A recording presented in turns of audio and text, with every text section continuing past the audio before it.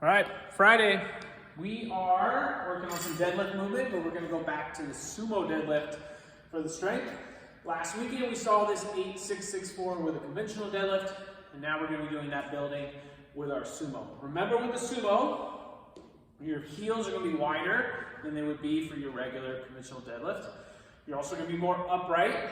You're gonna point your toes out. I like pointing them almost towards the front of the bumper as I'm going underneath this bar. So I have the bar over my shoelaces, my feet are wider than normal, and I'm pointing those toes out.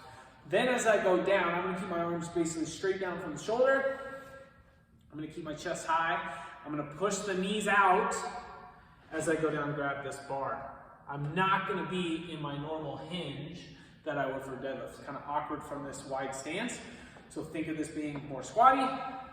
Grab that bar, keep it straight over those shoelaces the entire time.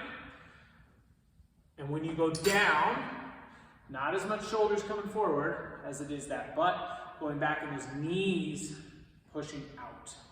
You definitely are gonna work the inside of your legs more than you would on a conventional deadlift. Should feel a little bit different muscle-wise.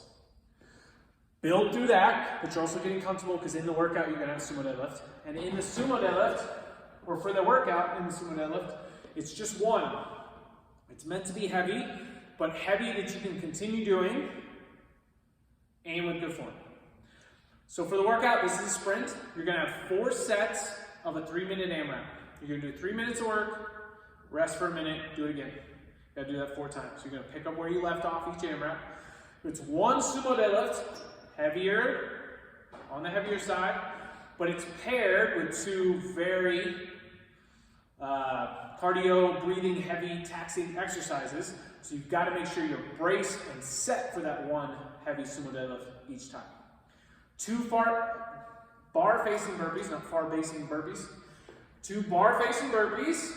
Okay, so we're facing that bar. If you normally do up-downs, it's only 2 burpees today. So maybe you're doing burpees to start, and then when you start to really slow down, you can go to up-downs over the bar, or maybe burpees in place, up-downs in place. But what we want to see is that full rep goes burpee. We're then jumping or stepping over that bar, and that's when the 1 rep is done. We want to be smart about how we set up our station. Okay? What I would do is have your bar, have your box off to the side, but on this same side as where you started. So when you do your 1 bar facing burpee, you do your 2nd, you then can go right into your box jumps. So you'll have 3 box jumps from there. So be smart on how you set this up so you're not going to walk all over the place each time.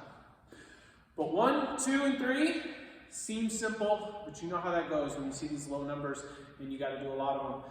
It's going to get tough real quick, okay? But sprint, the goal is to sprint, but it's a 3-minute sprint, a little bit different than what we had on Monday. It was more of a minute sprint. So pace yourself appropriately for now a 3-minute sprint.